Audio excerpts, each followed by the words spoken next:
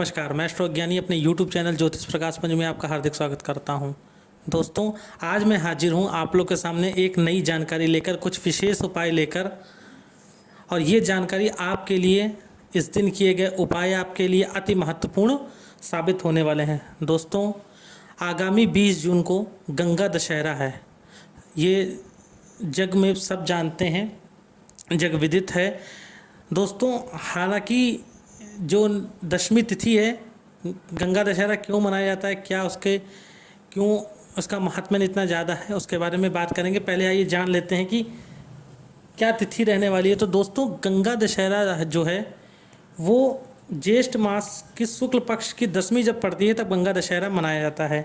हालांकि दशमी तिथि अब की बार 19 जून को शाम 6:48 पर लग जाएगी, परंतु आप सब जानते हैं जो मेरे चैनल्स को देखते हैं कि उदया तिथि मान्य होती है, इसलिए 20 जून रविवार के दिन गंगा दशहरा मनाया जाएगा। और 20 जून को 4:23 तक गंगा दशहरा दशमी तिथि रहेगी। तो आपको जो भी उपाय करने हैं वो इसी बीच में करने हैं, उसके बाद एकादशी प्रारंभ हो जाएगी। दोस्तों, इस दिन अब बात करते हैं गंगा दशहरा क्यों मनाया जाता है। तो इस दिन माँ गंगा धरती पर आई थीं। माँ गंगा धरती पर आई थी। और दोस्तों, जिस दिन माँ गंगा धरती पर आई थी उस दिन बुधवार का दिन था, हस्त नक्षत्र था उस समय, और गर योग, आनंद योग, और कन्या राशि में चंद्रमा और वृषभ राशि में सूर्य था उस समय। तभी इतने सारे ज्योतिषी योगों, इतने ज़्यादा अनुकूलता के साथ माँ गंगा का अवतरण धरती पर हुआ था। दोस्तों, हम सभी लोग जानते हैं माँ गंगा जो हैं मोक्षदायिनी है। माँ गंगा हमारे समस्त पापों का विनाश करने वाली है। गंगा में एक बार डुबकी लगाने से हमारे बहुत सारे पापों का निवारण हो जाता है, पाप धुल जाते हैं, ऐसी मान्यता है। दोस्तों, माँ गंगा ब्रह्मा जी के कमंडल में विराजित रहती हैं, विष्णु जी के चरणों से होकर निकलती हैं और भगवान शिव की जटाओं से होती हुई धरती पर अवतरित हुई थी। ये जग विदित है, सब जानते हैं। तो दोस्तों, इस गंगा दशहरा पर हम लोग क्या ऐसा विशेष उपाय करेंगे जिससे माँ गंगा का आशीर्वाद हमें प्राप्त हो और हमारे जीवन में आने वाली आर्थिक तंगी, संतान को लेकर समस्या और अन्य कष्टों से हमें छुटकारा मिल जाए।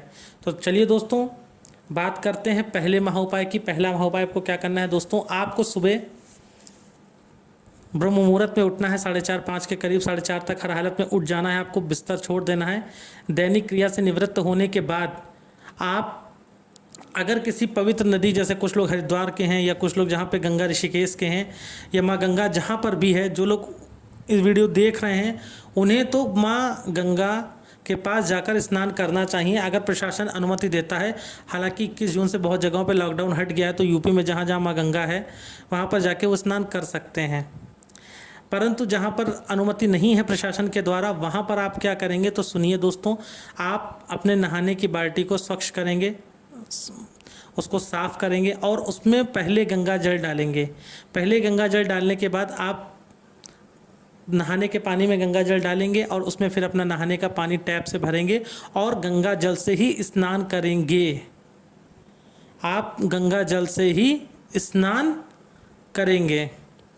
गंगा जल से स्नान करने के उपरांत आपको दोस्तों थोड़ा सा गंगा जल अपने लोटे में लेकर किसी शिव मंदिर में जाना है। उत्तर प्रदेश में लॉकडाउन ज़्यादातर मामलों में हट गया, ज़्यादातर जगह पे हट गया, तो लोग बड़ी आसानी से मंदिर जा सकते हैं। गंगा दशहरा के दिन आप भगवान शिव के शिवलिंग के पास जाएंगे, वहाँ पर आप भगवान शिव का गंगा जल से अभिषेक करेंगे। दोस्तों, महा उपाय करने से, इस महा उपाय को करने से जन्म जन्मों की दरिद्रता दूर हो जाती है। जो गंगा दशहरा के दिन गंगा जल से भगवान का रुद्राभिषेक करता है, उसकी जन्म जन्मांतर की विपदाएं हट जाती हैं। भगवान भोलेनाथ उसके जन्म जन्मांतर के दोषों का शमन कर देते हैं। और वैसे भी क्योंकि गंगा जी भगवान शिव की जटाओं से निकली हैं, अवतरित हुई हैं, तो गंगा जी अति प्रिय हैं।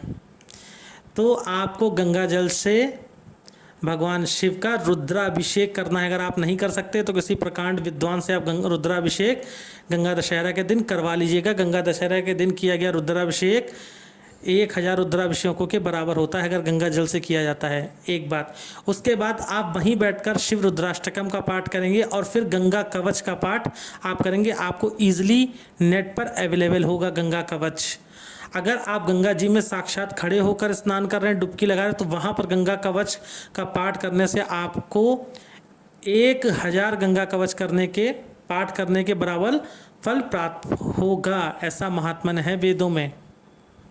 तो दोस्तों बड़ा ही इजी उपाय है, आपको गंगा जल से भगवान शिव का रुद्राभिषेक करना है और वहीं बैठकर शिव रुद्राष्टकम और गंगा कवच का पाठ करना है। गंगा कवच मैंने पितृ अमावस्या पे भी दिया था, अगर नहीं मिल रहा है तो नेट पे आपको ईजिली अवेलेबल हो जाएगा। उसके बाद आप दोस्तों घर में आएंगे और पूरे घर में आपको गंगा जल छिड़कना है, केवल आपका वॉशरूम के साइड को छोड़कर। तो दोस्तों ये महा उपाय आपको गंगा दशहरा के दिन करना है। गंगा कवच का पाठ और शिवलिंग पर रुद्राभिषेक गंगा जल से, ये उपाय आपको करना है। ये उपाय आपको बहुत ज़्यादा लाभ प्रदान करेगा। दोस्तों अब चलते हैं कि इस दिन कुछ काम नहीं करने चाहिए। क्या नहीं करना चाहिए वो मैं बताऊंगा, उससे पहले एक जानकारी आप लोगों को और देना चाहता हूं। दोस्तों इस दिन अगर आप अनार का पेड़ लगा सकते हैं तो आपके लिए अति शुभ होगा। अब कुछ लोग जो फ्लैट में रहते हैं वो नहीं लगा सकते हैं, तो आप किसी मंदिर में या कहीं आपके आसपास पार्क में आप अनार का पेड़ लगवा दीजिए, अगर लगवा सकते हैं। दोस्तों मैं दावे के साथ कह सकता हूँ वो अनार का पेड़ जितना जितना बढ़ता चला जाएगा, आप उसकी सेवा करिए बच्चे की तरह। वो अनार का पेड़ जितना प्रगति करेगा ना, उतने ही आपके जीवन में तरक्की होती चली जाएगी। अगर आप फ्लैट में रहते हैं, आप अनार का पेड़ नहीं लगवा सकते, तो आप अनार का पेड़ खरीद कर ले आइए और किसी को दान कर दीजिए, किसी नर्सरी वाले को ही दान कर दीजिए और उससे बोलिए भैया इसकी सेवा करना, कहीं पर उसको स्थान पेड़ को दिलवा दीजिए। दोस्तों अति शुभ होता है आज के दिन अनार का पेड़ लगाना गंगा दशहरे के दिन। अगर किसी के यहाँ पहले से लगा है तो वो अनार की पेड़ की जड़ में देशी घी का दीपक जलाकर थोड़ा सा गंगा जल अर्पित करेगा। ऐसा करने से माता लक्ष्मी की साक्षात कृपा प्राप्त होती है। दोस्तों ये दूसरा महा उपाय है। अब चलते हैं आज के दिन क्या नहीं करना चाहिए। दोस्तों जो सबसे बड़ा अपराध माना जाता है, सबसे बड़ा अपराध गंगा दशहरा के दिन माना जाता है किसी से पैसे लेना। ना आज के दिन किसी को पैसे दीजिएगा और ना किसी से लीजिएगा, अन्यथा जीवन में कभी दरिद्रता दूर नहीं होगी। एक बात याद रखिएगा। दूसरी बात, आज के दिन नुकीली वस्तुओं की खरीदारी नहीं करनी चाहिए, जैसे पेचकस, कैंची, जो भी नुकीले धारदार वस्तुएं होती हैं उन चीज़ों को खरीदना नहीं चाहिए। आज के दिन झूठ बोलना सबसे बड़ा अपराध माना जाता है। दोस्तों ये बात याद रखिएगा। तो ये 3 काम आपको भूल कर भी नहीं करने हैं। चौथा काम, पर स्त्रीगामी आज के दिन नहीं होना चाहिए।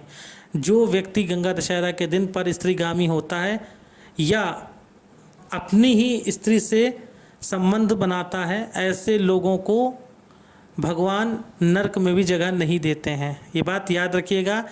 ये इसलिए मैं बोल रहा हूँ क्योंकि ये दिन बहुत शुभ है। माँ गंगा का अवतरण, मोक्षदायिनी का अवतरण आज के ही दिन हुआ था। तो ये 4 चीज़ें आपको नहीं करनी है। बाकी मैंने जो आपको उपाय दिए हैं वो आपको उपाय करने हैं। जानकारी अच्छी लगे ज़्यादा से ज़्यादा तक लोगों को पहुँचाइए, ये आपका काम है। दोस्तों आप लोग जानकारी जिसको प्रोवाइड कराएंगे उसका भला होगा, वो आपको दुआ देगा। मेरा काम था आप लोग तक जानकारी पहुंचाना। प्रेम यूँ ही बनाए रखिएगा। फेसबुक पेज पे देख रहे हैं तो पेज को प्लीज़ लाइक करिएगा। चैनल को फर्स्ट टाइम विजिट कर रहे हैं तो सब्सक्राइब करिएगा। लाइक शेयर एंड कमेंट करना मत भूलिएगा और इस उपाय को ज़्यादा से ज़्यादा शेयर करिएगा। तो दोस्तों प्रेम यूँ ही बना रहे, साथ यूँ ही बना रहे।